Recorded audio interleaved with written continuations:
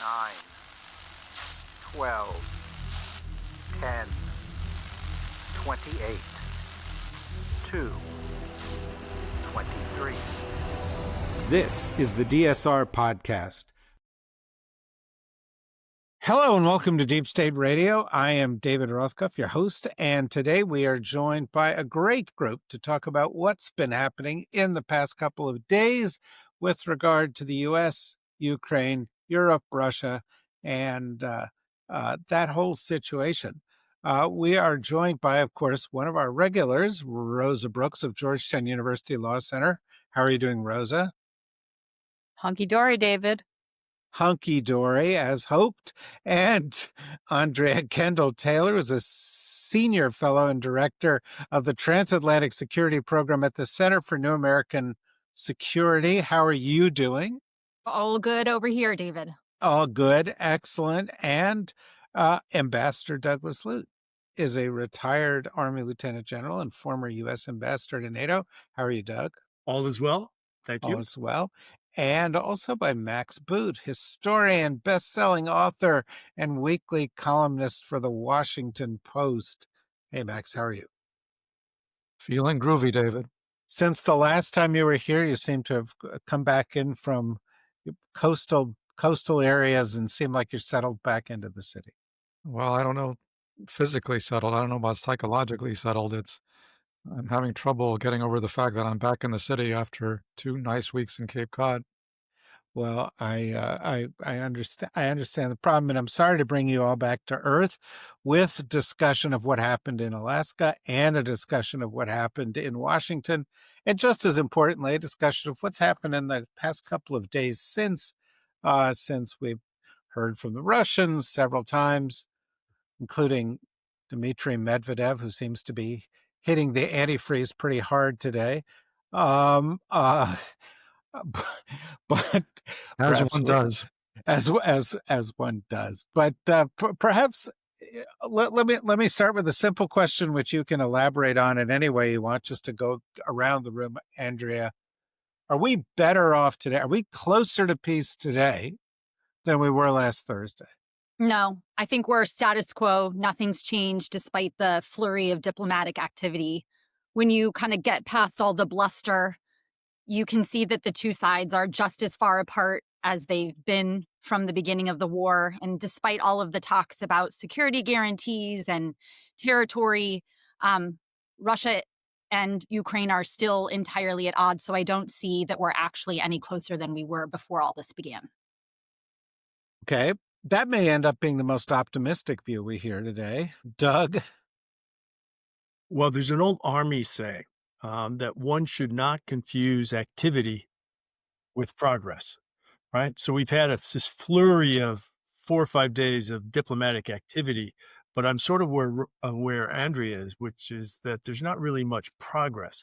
If there's a silver lining in the last 4 or 5 days, I think it is that the 8 European leaders came together as one in the Oval and in the East Room sessions in the White House on Monday. And that's very positive. That's a distinct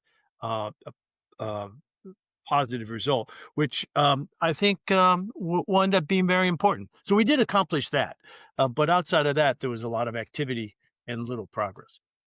Yeah, although I wouldn't say that they came together because the U.S. brought them together. Perhaps they came together because they were worried about the direction the U.S. was heading. Max?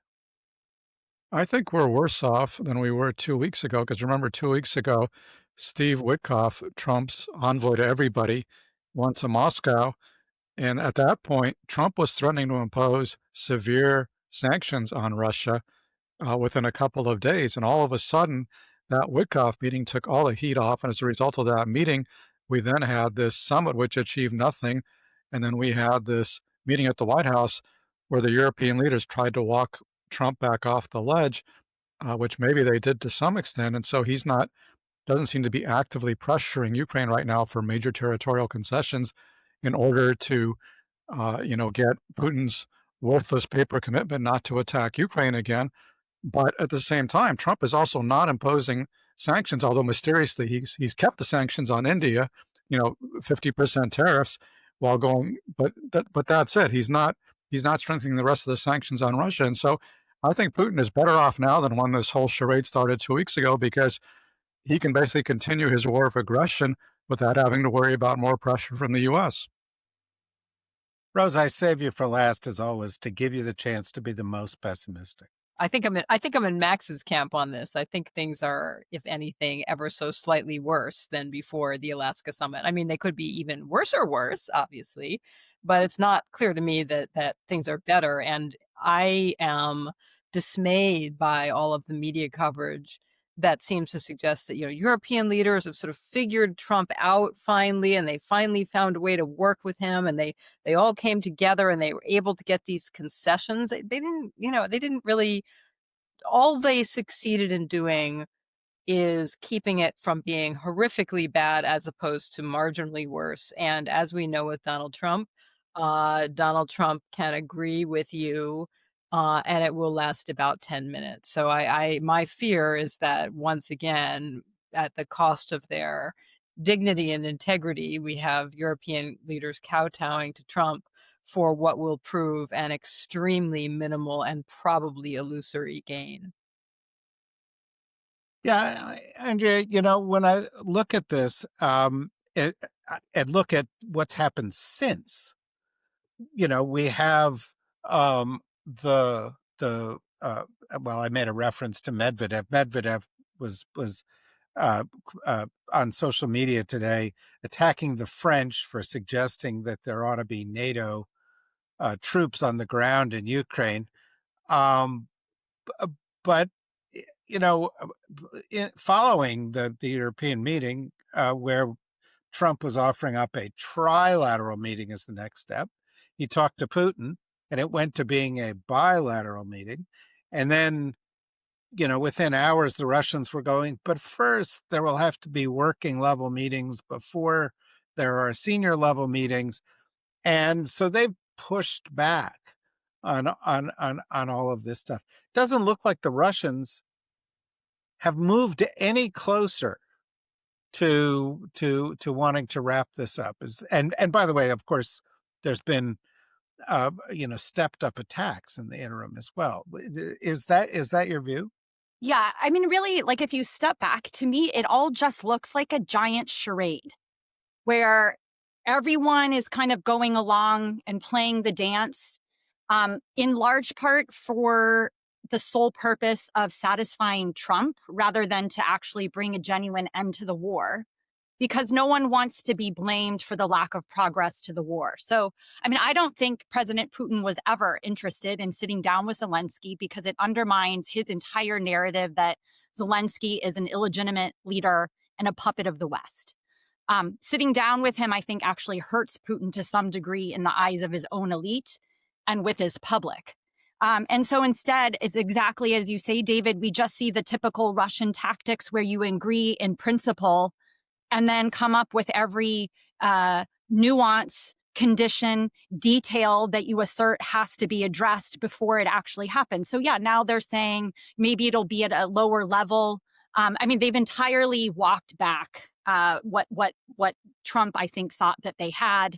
And so I find it hard to believe that there'll be any Zelensky-Putin meeting for a very long time, until it's done deal, that the deals have been worked through, and Putin is ready. Yeah, until it's. I'll leave it at that. Until it's a done deal. Last point is, I mean, it's really odd that you would have leaders sitting down before the kind of lower levels have worked through the details. I mean, this is unusual, we should say, to say the least. Normally, the leaders get together at the end when there's something to agree on. And so to me, it's actually counterproductive for the progress of ending the war to keep thinking that we're going to have leaders sit in a room before all of the details are worked through. Agree. And clearly, Steve Witkoff, the Swiss Army knife of this administration, hasn't worked anything through. Nothing's gotten worked through. Doug, I turn to you in the sense that you are a source of optimism often. I want to pick one thing where I think we can find something positive, right? How did I come across as the optimist here? But go ahead. Well, look who I'm comparing you with. Yeah, okay. In this particular case, there was something I think was positive, and that is Zelensky was going to get sandbagged by Trump, and Zelensky didn't get sandbagged by Trump because he brought the Europeans into it. And even though the Europeans don't seem to agree to a lot, I don't know if you saw the clips of, Maloney rolling her eyes at Mertz and all this other stuff. She can't help herself. No, she can't. She but even though they didn't agree on everything, we've come out of this with a sense that Zelensky, even if the U.S. pulls the rug out from under Zelensky, the Europeans are not going to do that. And I even saw an article today in a very unlikely source, which was the Daily Telegraph in the UK, which essentially said, this is Europe becoming self-sufficient and the U.S. becoming less relevant. But you got to give some credit to Zelensky for avoiding getting cornered in the way that apparently Trump wanted to corner. I think Zelensky's proven as adaptive and maybe even innovative on the diplomatic front, on the strategic front, as his armed forces have on the tactical front. He has grown into this. He's surprised people. He's shifted gears when necessary, and yet I think he still maintained his presence, his sense of there's still a dignified presence with Zelensky that is obviously absent from some others.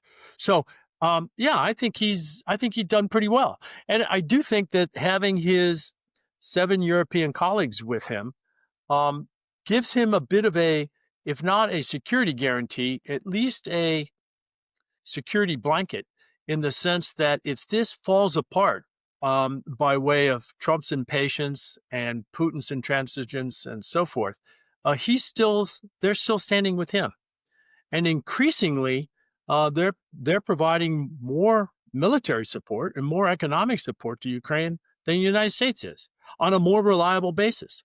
So if you had to choose between having Trump back you and having these 7 European leaders back you, I think Zelensky's making a smart choice in terms of Europe. Yeah, well, the flip side of that, Max, is Zelensky is managing this well. The Europeans have stepped up, and some stronger than others, but they seem to be managing this well. Putin seems to have gotten what he wanted in terms of the photo op and everything on Friday, and he's got the United States, essentially offering his talking points. Trump went on the day after the meeting on Fox and was talking about, well, Russia controls everything, and Russia deserves Crimea, and so on and so forth. And before it, he had said something about this, Ukraine is the one who could stop this war. It seems like the big loser here is the United States, because it seems like it's clearer that, a couple of weeks ago you were on and we were talking about, well, Trump seems to have changed his view on Russia. We weren't sure.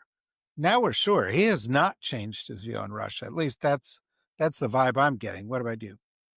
Well, another way to put it, perhaps, is that he changed his view on Russia, and then he changed it back, and he may change it yet again in the future. I mean, Trump is kind of like the weather. You wait 10 minutes and it'll change. So it's hard to know how constant anything is here. And he does have a tendency, which is sometimes a weakness and sometimes a saving grace, to basically echo whoever the last person he talked to was. Thus, in Alaska, and in the few days after that, he was echoing Putin and basically endorsing Putin's talking points. But then the Europeans and Zelensky showed up at the White House and made a nice impression on him. And so now he was echoing some of their talking points about security guarantees and so forth. So, but, that has no predictive quality. I mean, who knows where he's going to be a week from now? I think the real I agree with everything everybody is saying, but I think the real test now is going to be in terms of not words, because we have a lot of pretty but meaningless words on all sides here. The big test is going to be actions. And in terms of Trump, the actions I'm looking for are, is he going to continue to support Ukraine with U.S. intelligence sharing, with selling the weapons that he promised to sell to Ukraine through the Europeans? And if he does all that, I don't think we care that much about all the theatrics of the last 2 weeks. I think the issue comes in if he gets serious about trying to bludgeon Ukraine into accepting Putin's poison pill offer of, you turn over the unoccupied parts of Donetsk and I'll give you a written guarantee of peace for our time. Well, what a great deal that is. That's all that Ukraine has to do is basically just, sacrifice their security in return for an empty promise from Russia. So, Trump was clearly sympathetic to that argument from Putin in Alaska, but he's not really, so far, at least in the last few days, he's not trying to muscle Ukraine into going along with that. If he starts muscling Ukraine, that's where I become much more alarmed. Otherwise, I would say all this is basically a monumental waste. But again, as I said, I think the primary impact is simply the lost opportunity of Trump actually turning the sanctions up on Putin, which is something that Putin is clearly worried about. I mean, that's why Putin showed up in Alaska, because he wanted to avoid those greater U.S. sanctions, and so far he has succeeded. Yeah. So Rosa, it could get worse, as Max is intimating, and we've had a little body language from Team Trump that suggests that it might. I referred to the social media post in which he said, well, Zelensky could solve this at any moment, even though he didn't start this war, and of course he can't. We also saw Marco Rubio on Sunday morning saying, well, the American people don't really care about what's going on in Ukraine, which could just be pulling back from Ukraine and pulling back, because Trump periodically does that. He just throws up his hand and says, well, okay, I'm not going to be involved. And as he sort of declared himself in a certain side of this thing, what Max is talking about is possible. We could cut back on intelligence sharing. We could cut back on aid to Ukraine, and clearly that could weaken Ukraine if Europe doesn't fill the void. Are you worried about getting worse from here, Rosa?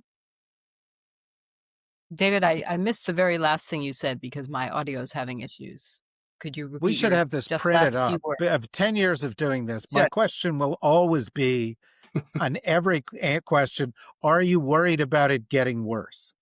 Yes, That's and my the regular. answer is that's true. That is your regular question. You know my regular answer. I'm always worried about things getting worse. In fact, I always figure that they usually do get worse, and they almost always get worse than most of us think they will get.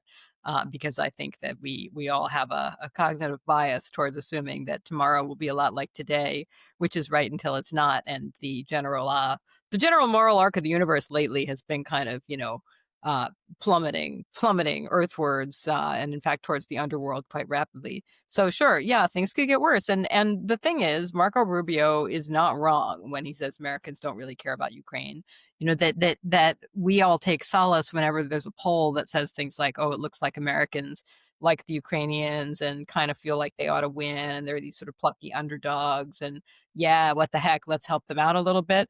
That's true, but that coexists with an even deeper feeling of not really our problem, which is to say that although Americans will be perfectly happy if we continue to aid Ukraine, and indeed if we aid Ukraine much more than we have so far, Americans will think, okay, that seems fine.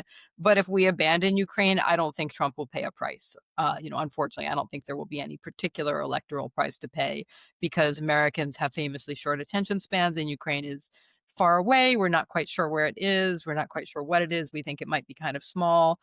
Who knows? Who can say? People have now names that we can't pronounce. And so I think that they're from an electoral perspective, they are not wrong. And that's, by the way, assuming things don't get much worse on the electoral front, which could also probably will happen. But even in a sort of a normal, free and fair election, they're not wrong to think that this issue, Trump kind of boxed himself in on this a little bit by saying, I'm going to bring peace in 24 hours. Now that it turns out that 24 hours lasts at a minimum, more like 8 or 9 months, is getting very boring for him. And he's not wrong to think that if it just gets so boring for him that he gives up altogether, that Americans will have forgotten about it by the time anybody gets to a voting booth again. Yeah. So, earlier, Andrea, Doug made a point about the Ukrainians, not just Zelensky, developing well in this leadership role, but the Ukrainian military doing the same. And there is a piece in the New York Times today about what is the situation really on the ground. And, it looks like for the Russians simply to hold where they are would take a huge amount of resources, loss of personnel, and so forth. That one of the myths that drives the Russian point of view and that drives the Trump point of view is that Russia has the upper hand here, and it doesn't seem to be true, does it? I think it's hard to say. I mean, certainly we were worried in the lead up to the Alaska summit that the Russians were making some more rapid gains in the East. I think that turned out not to be correct, but you'll note that Putin definitely picked up on that narrative and used it with Trump to do exactly what you said, to convince Trump that Russia's on the winning side, Ukraine is weak, and therefore all the pressure needs to be applied on the weak side on Ukraine. So that, I think fed into the Alaska summit, but the Ukrainians have adapted, pushed back on those places. But it is true that Ukraine continues to have some challenges in terms of manpower. They've been using drones very effectively to offset those shortages, but it is challenging for them. So, you know, it is true that Russia also has its challenges. I would say probably more so on the economic front, where we're starting to see some of the signs of these unprecedented sanctions have a bit of a bite on the Russian economy. I think Russia has downgraded, or the IMF has downgraded growth projections to just a little over 1%. So we're getting close to recession. So, it is the case that Russia can't also do this indefinitely, but we need to be doing our best to expedite that process. So all the things that Max was talking about in terms of putting more sanctions, pressuring Russia. Just go back to fundamentals. The only way we end this war is by getting to a stalemate on the battlefield. So that means more weapons to Ukraine and raising the cost to Putin so he understands he can't do this costlessly and indefinitely. Only then do we get to a more genuine negotiation. So there's troubles on both sides, but it's really now incumbent on the United States and the Europeans to take advantage of Russians' weaknesses and expedite the strains that Russia is feeling both militarily and in its economy. Thanks. By the way, folks, this is the point in a podcast where we usually sort of say goodbye to the people who are not members and turn it into members only. But I think the subject's so important, we won't do that here. But that doesn't mean that we're not encouraging you to go and become a member. Go to the dsrnetwork.com, click on membership, become a member for a few bucks a month. It helps support expert roundtables like this. And frankly, that's what we need. We need more than kind of superficial glossing over these issues that you get on major media outlets. And so I think there's a role for independent media in all this. And I hope you'll agree listening to all of this. But Doug, you're the military expert here, and I want to pick up on the same question. The situation on the ground seems to be neither side has a big advantage, or is that a misunderstanding on my part? No, I think that's right. I think neither side has much of a tactical offensive capability that has broader impacts, right? I mean, as Andrea said, there was this sort of Russian penetration in the Donetsk region, but, was quickly sort of wiped away by way of Ukrainian counterattacks. I think there is a pattern, though, where Ukrainian innovation at operational depth, so these are attacks inside Russia, focused increasingly where it hurts Russia. So ammunition depots, munitions production facilities, fuel, anything having to do with fuel or energy production, and transportation. The Russia Army has historically relied on railroad supply, right? So the 500,000 Russians that occupy Ukraine are resupplied mainly by rail. The most iconic example of this is the Kerch Strait Bridge, right? So attempts by, and the campaign by Ukraine using deep strikes to isolate that occupation army, I think may have a very telling effect in the next sort of maybe 6 months as you get into winter, or 6 to 12 months as you get into the next spring. Because you have here a combination of vulnerabilities for Russia. So as I've stated, they rely on rail-based resupply, and the occupation army that relies on that supply is a low grade, low quality, pressed into service, poor leadership, poor training army. And typically armies like that, occupation armies like that, when denied supplies, are prone to crack. So it may be that the two potential pressure points on Putin are, first of all, that his occupation army cracks from within. And second, the sort of economic pressures, the macroeconomic pressures that Andrea and others have cited, in particular, if we get serious about secondary sanctions on those who are importing his oil. So Russia is vulnerable here at the operational and strategic levels. Yeah, and just yesterday there was a Ukrainian attack on a Russian train that was carrying a lot of fuel, which you said they were targeting, and it created a massive explosion and destroyed the railroad tracks.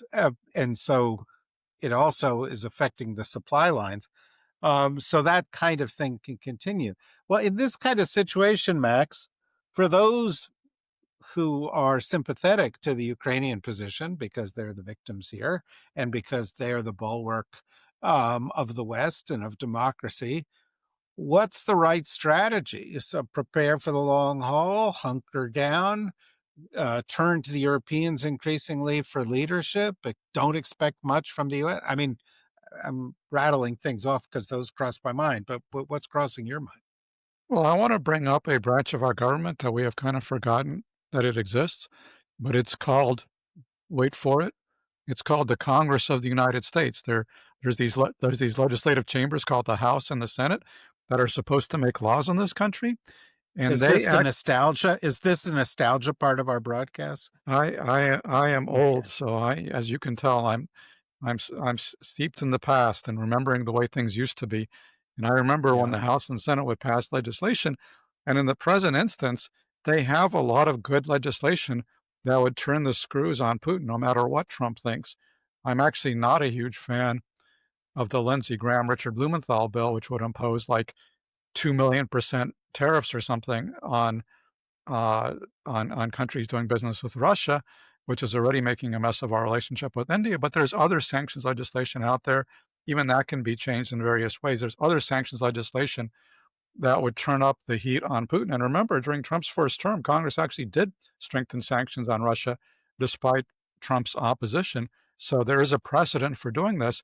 I think it's very dismaying that John Thune, the Senate Majority Leader, is basically saying, since the Alaska summit, well, we're going to put the kibosh on the sanctions legislation for now and let Trump work his, diplomatic magic, when it's pretty clear that it's all been a big bust. So I would hope and think and I mean hope and pray and not really expect, but it would be nice if the fact that you have clear bipartisan majorities in both houses in favor of sanctions legislation on Russia, if they would actually go ahead and pass the legislation by a veto-proof majority, and then you would be actually, uh, you know, turning the screws on Russia. You would be increasing the pressure on Russia, and that is the most significant thing we could actually do to bring about peace. It's not glad-handing Putin; it's pressuring Putin. Yeah, but Rosa, isn't it a big mistake, particularly with Russia, history has told us this, to fight these two front wars? And we in the United States really should be devoting our military resources to fighting against vagrants at Union Station, which is, as the vice president Well, said today, a major whether it's threat. a good idea or not, that apparently is where we are now, putting an astonishing percentage of our military resources between the apparently now 500 poor Army CID people who have been tasked with protecting Pete Hegseth and his many, many wives and many, many children, um, and the National Guard From all personnel the flying sandwiches out deployed there. from all over the Yes, to protect us from flying sandwiches, which is something that I think all of us Washingtonians know is just a hazard of living in Washington. We're just used to it. Not a big deal, but now we've got hundreds of guard troops from all over, not to speak of federal agents. So yeah, that's what we are now doing. That's what our military is now been sort of repurposed for immigration detention and sandwich intervention missions. I don't know, Doug, how you feel about that. I don't know if that makes you happy to see that we've brought them all home right here in Washington, D.C. Well, it's good to see that But we've Mac, repurposed up-armored Humvees and MRAPs, around the streets of Washington. So that it is good to see them put to work. right, Yeah. not so good for the streets of Washington, D.C., however, which are struggling a little with the unaccustomed challenges posed by having some extremely heavy vehicles go over them, and not to speak apparently that we've had a few involved in traffic accidents because the drivers of Washington, D.C. were also not prepared for the military incursion. No, Max, I appreciate you reminding us that we do supposedly have a third branch of government, which I had completely it slipped my mind. They've been so quiescent of late. Um, um, but I don't hold out much hope, as you suggested, that they're going to suddenly pop up and come to life and do something useful. Although I also, when you said that Thune has put the kibosh on it, did make me wonder, what is a kibosh? Does anyone know what a kibosh looks like? How do you put one on something? Yeah. Gotta I put the don't. kibosh on that metaphor. We can't explain it. It would be a useful thing to have. I'd like to have a kibosh that Ukrainian. Yeah, but we'll get to the bottom of that. Our team of researchers here at DSR will shortly. Let me do a kind of lightning round here with sort of minute for everybody as we look forward. You've got to figure out what you're going to do. Now it's back to school time here, Andrea, at CNES. And as you're looking ahead, pretty much business as usual. We're going to just sort of expect there's going to be a war in Ukraine for the foreseeable future, that there will be some kind of talk about negotiations, but they probably won't be very productive. And uh, there is there is no obvious breakthrough in sight. Is that where you come out, or do you come out someplace else as you look ahead to the next 6 months or a year? Well, you just gave my answer for me. So Oh, so sorry about that. no, that's exactly, I mean, I think that's exactly it. And it is a pessimistic look. I think, I'll just highlight one thing we haven't talked about, which is the thing that gives me the most pessimism for any progress forward, and that's the security guarantees issue. More important than the territorial issue is the security guarantees for Putin. Like, the whole point of this is not just to take territory, but to make sure he's got a weak and indefensible Ukraine on his southern border. And so, we've heard the Trump administration throw around these lofty ideas about security guarantees. The Russians have agreed in practice, but they have a very different definition of what a security guarantee is. If you look at what they're talking about, it's actually a group of guarantors, Russia and China included, who would have to agree in the future to protect Ukraine. So it essentially preserves a Russian veto over Ukrainian security. So I guess I just say that as a parting thought, just to underscore how very far away I think we are on resolving this. And so until President Trump gets serious about applying pressure on the Russian side, I don't see this coming to any conclusion anytime soon. Doug, concur or disagree? I agree. I think there are two sort of backdrop issues. One is that over the course of the last 6 months through the Trump administration, Russian attacks on Ukraine have actually increased. In fact, they're at an all-time high. There's been, I think July was the deadliest month since the beginning of the war, highest number of Russian attacks. I don't see that ending. I don't see that changing. And the second dynamic is that, I don't see, to follow up on Max's point, I don't see any sense that Trump administration is going to assert real bargaining leverage against Vladimir Putin. I think that was, unfortunately, probably the most significant outcome of the Alaska episode. So no leverage and continuing attacks, I think, are the forecast. Yeah, Max, I've changed my view during the course of this podcast and the last one, and I now think of you as the starry-eyed optimist because you think the Congress will do something, and Trump could always come around to the right point of view, if only transiently. What do you expect for the next 6 months or year? I'm here to be a ray of sunshine, David. Yeah, that's how we view you. Um, I will say that, I mean, I don't think it's all gloom and doom because, I think Putin is basically putting his chips down on the latest offensive, and I think his hope has been that Trump would basically cut off U.S. or even Western support in general for Ukraine and leave Ukraine defenseless before his onslaught, and that's not what's happening. The Europeans are stepping up. They're increasing their aid. They're, now providing more military aid than we are. And Trump has not entirely cut off Ukraine either. And so I think, the likelihood is that Putin's latest offensive is not going to get much farther than his previous offensives, and it's going to be another costly fiasco. And the Russians have already lost 1 million troops killed or wounded. They're going to lose a lot more in the next few months. And I think it is possible. I mean, I'm not saying it's likely. I'm saying it's possible that if Trump doesn't make any more concessions to Russia, that Putin could reassess over the winter and maybe start to think, hey, gosh, maybe I'm not going to win this war on the ground. Maybe I'm not going to make these massive gains. Maybe I should just take the best deal I can right now, uh, instead of, going another year suffering a lot more losses for very little gain. Again, I'm not by any means saying this is the likely outcome, but it's a possible outcome, I think.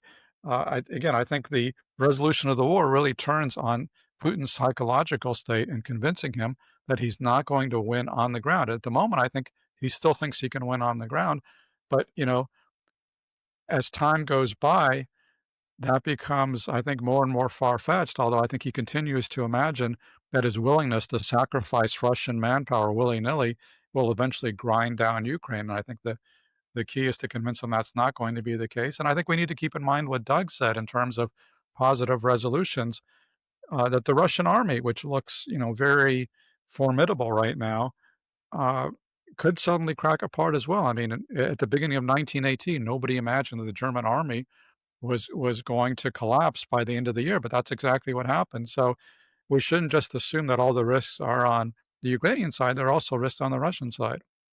David, let me add one little bit of color because there was this really wonderful statistic that the UK Ministry of Defense put out that said that if Russia continues with its current pace of gains in eastern Ukraine, it would take them 4.4 years to take over the rest of the Donbass. So I think, just to underscore what Max was saying. Right. Which, by the way, is the gift that Putin was asking Trump to help get him for free right away, right, in terms of these negotiations. Rosa, we have a minute to go. Same question about outlook. I have nothing to add except that I did look up Kibosh, and it turns out that it's a great etymological mystery, and no one has any idea where it comes from, what it means, or whether you're supposed to say Kibosh or Kibosh. Wow, that's really helpful, Rosa. You're welcome. And That'll get you invited back. well, we have tens of thousands of people listening here, and you all have an and opportunity. they've all been wanting to do that for years. Well, but I'm just saying they're out there, and somebody is probably closer to the etymological roots of Kibosh than we are, and they can write in and via social media, via Discord channels, via any channels they like, carrier pigeon, and let us know, and that'll help make us smarter as we go into the fall. It is back to school time, and if I got Kibosh trending here, then I accomplished something today, and I'm very proud of myself. Well, you should be proud of yourself, Max. But I would say the following. This has been a great discussion, super helpful. I hope people also listen to the discussion we had yesterday with Angela Stent and Mark Hertling on similar vein, because I think you take it all together. And by the way, you have 6 great experts, and they're all coming out in roughly the same place. So I put a lot of stock in that. I would also note that next week is the week that every year for the past 10 years or so, we don't do new podcasts. So you can download some of the greatest hits from the past, and we'll go through our archives and offer you some of the best of. And then the day after Labor Day, September 2nd, we'll be back with all of our programming and hopefully all of you and some new things. So join us then. But for now, thank you, Andrea. Thank you, Rosa. Thank you, Doug. Thank you, Max. Thank you, everybody. Bye-bye.